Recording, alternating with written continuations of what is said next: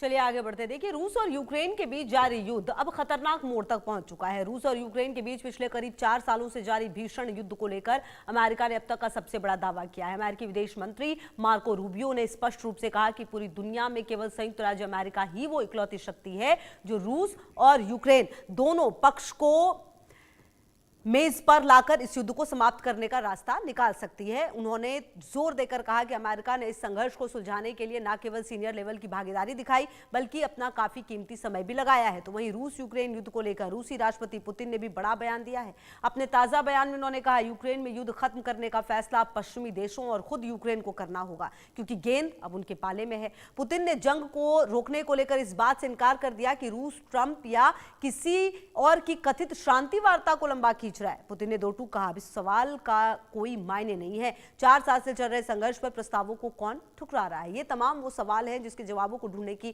कोशिश होगी। और सवाल ये भी कि क्या आखिरकार अगर इतनी तैयारी है तो अब पुतिन का प्लान जो है तैयार है, अब यूरोप की बारी। आप देखिए, रूस यूक्रेन के बीच जो भीषण जंग है वो लगातार जारी है। आपको पता है, यूक्रेन के शहरों पर रूस का प्रचंड प्रहार नजर आ रहा है। यूक्रेन के बाद यूरोप पर रूस का खतरनाक प्लान है क्योंकि लगातार यूरोप की तरफ से मदद मिल रही है यूक्रेन को। यूरोप पर भी कभी भी हमला कर सकता है रूस, ये भी कहा जा रहा है। अमेरिकी खुफिया एजेंसियों का बड़ा दावा है। यूरोप में नया युद्ध छेड़ना चाहता है रूस। यूरोप में पूर्ण रूप से जंग चाहते हैं पुतिन, ये जानकारी भी सामने आ रही है। पूरे यूक्रेन पर कब्जे की तैयारी में है पुतिन और अगर ऐसा होगा तो आप सोचिए क्या तस्वीर होगी। पूरी पूर्व सोवियत यूरोपीय इलाकों पर भी रूस की नजर है, ये भी कहा जा रहा है अमेरिका की तरफ से। रूस को यूरोप के लिए खतरा बताया गया है। हालांकि आपको बता दें, यूरोप को भी आभास है कि पुतिन आक्रमण करेंगे क्योंकि यूरोप लगातार मदद करता हुआ यूक्रेन की नजर आ रहा है और यही वजह है कि ये युद्ध इतने लंबे समय तक टिक रहा है। अगर ये युद्ध इतने लंबे समय तक टिका है तो इसके पीछे संयुक्त राज्य अमेरिका, नाटो, यूरोप के देशों की भूमिका काफी अहम रही है।